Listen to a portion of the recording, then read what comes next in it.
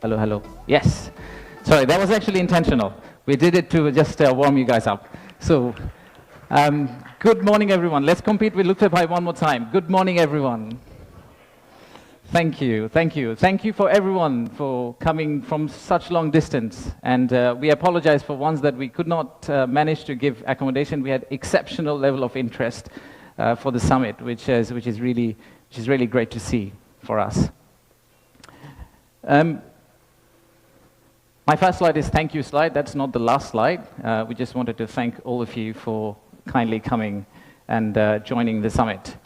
So the purpose of the summit is today, sitting in this forum, we would like to say that we are open for business, and we're really committed to win business from all of you.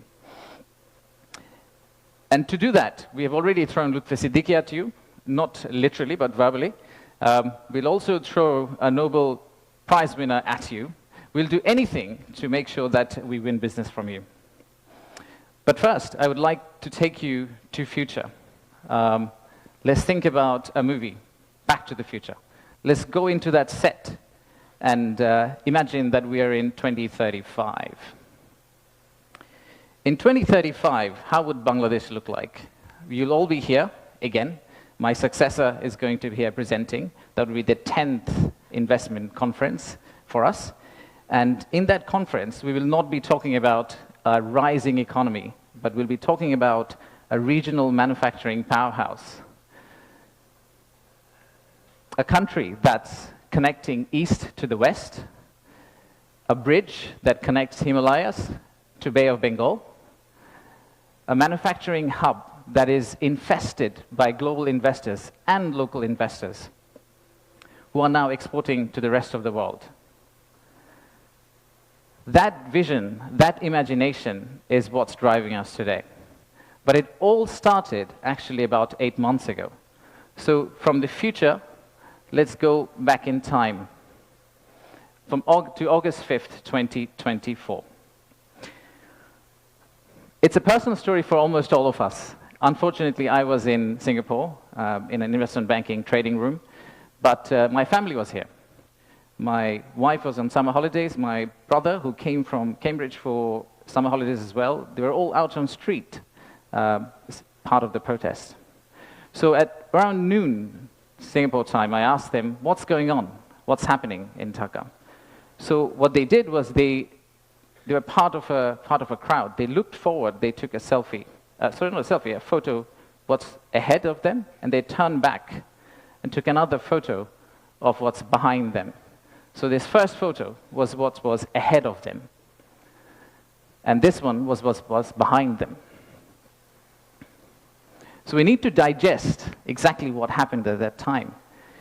The young population, the entire youth, was out on the street, demanding transparency, demanding opportunity, demanding democracy, demanding freedom of speech.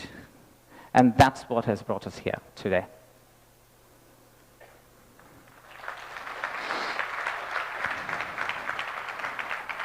So today, the expectations are very high. The young population of our country, they're global. Unlike us, they're used to tweeting, they're used to looking at TikTok and looking at Singapore and Bangkok. So they don't want Dhaka to be Dhaka 2.0. They actually want Dhaka to become Singapore and Bangkok in 5-10 years' time. So how do we get there? That's the expectation we have. How do we get to Singapore and Bangkok within 5-10 years? How do we unlock the energy that we got during the August Revolution?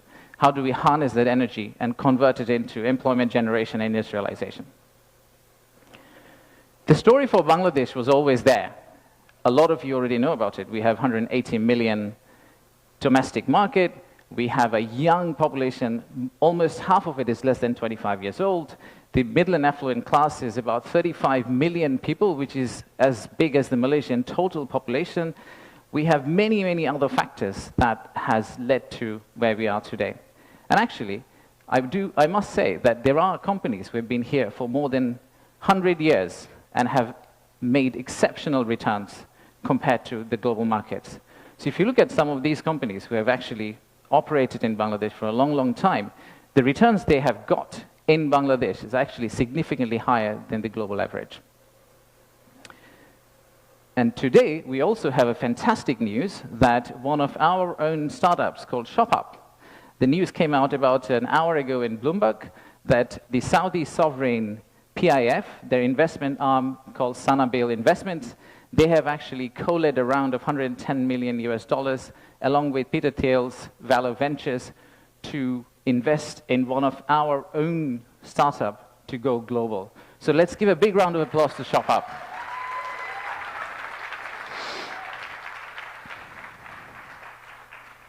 So that's today. That's today. So what's tomorrow? How do we go from here to the vision we have for 2035? So this $180 million story, or 180 million people story, is not enough. I think we need to redefine market. We believe the market is actually much larger. When we talk about market, we should be talking about a much larger regional market which you could potentially serve out of Bangladesh.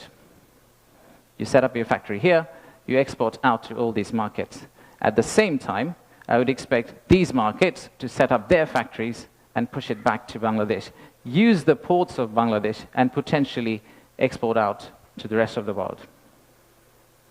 So the narrative that we've had, why invest in Bangladesh, is not really a domestic market 180 million story. It is a regional story and it's a global story. To further strengthen ourselves, we have decided to enhance our port capacity. In Chittagong area, what you see now, we are actually tripling that within the next few years, which is essentially allow this region to consider Bangladesh as one of the biggest logistical hubs.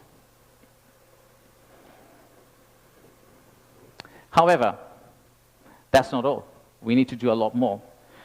So at the beginning of interim government's period, we actually decided to talk to more than 200 CEOs and entrepreneurs who actually are doing business in Bangladesh today. And we wanted to understand how can we convert our critics into our ambassadors. They are the only ones who could potentially bring business for us. They are the only ones who, if they travel abroad and say Bangladesh is a great place for business, that's when we are likely to get more investment. So we divided all their complaints into two groups, or the solutions that came out of their complaints. The list of challenges are very long. It's from the Earth to the moon and back. But we whittled it down to a few action items, some of which are short-term wins, so some of that you see here, some of which are actually long-term policy reforms that we would like to also undertake and set the direction of travel for the country in the right course so that the incoming government, the next government, the political parties who come and start driving this economy, they can follow the same script for us. I'll give you a few examples. Let's start with, we talked about a true one-stop service. There are two elements of one-stop service. The first one is the human element, and then there is a digital element. In the human element piece, what we have decided to do is we are going to co-locate the primary agencies, the high touchpoint agencies for our investors in one location. So that instead of the investors walking around different ministries, and we have a lot of them in Bangladesh, they all come to one office and they end up meeting everyone. We've also decided, like banks, and I am from banking, I guess that helped, that we are going to set up a relationship management team under BIDA. What it would essentially do is, just like a corporate banking, relationship banking manager, he would hold hand of the investor and walk them around the landing process. Let's take another example. Our friends in National Board of Revenue helped us set up the authorized economic operator. It's essentially the green channel, or widely known as the green channel setup, where if you're a good customer, you are able to circumvent some of the custom checks and fast-track your process through the ports. That has been picked up as one of the biggest challenges that we have, the time it takes to go from your factory all the way to your customer. And finally, let me show you one more example of policy change. So as you all know, there are many government agencies. We also know there's private sector. The dialogue between private sector and government agencies has not necessarily always been the most collegial. So how do we break that apart? The first thing we need to do is to club the government agency into one. We need to show one face. We need to be one outfit for our customers, our investors, and then create a bridge between our private sector and the government of Bangladesh. So what we are planning to do is to set up a private sector advisory council that will actually counsel the head of state directly on a regular basis, essentially voicing the changes that they would want to drive the economy forward. So these are some of the examples of what we are planning to do. And if we are able to do that, we do believe that we will get to the end, the vision we have for 2035. Now, of course, there are many, many other factual reasons, statistics, tables, Excel files that I can share with you to tell you why you should invest in Bangladesh. In fact, the next slide will have a QR code which you can scan and download, which will have essentially this presentation. So you didn't have to take the photos of the presentation, by the way. You will have this presentation, and you will also have an appendix of facts and figures and why we think competitively we're actually in a very better place than our competitors. So please watch out for the QR code. But before I go there, I would really like to finish off with this. There are economic reasons to invest in Bangladesh, but I really don't want you to invest in Bangladesh for the economic reasons. If you really think about investing in Bangladesh, think about investing in Bangladesh because of the transformational journey you're going to be part of. For the odd mixture of warmth and resilience our people have, and our century-old culture paired with the shared values that we have with you. So I rest my case here. Thank you very much for coming, and enjoy the rest of the day. Thank you all.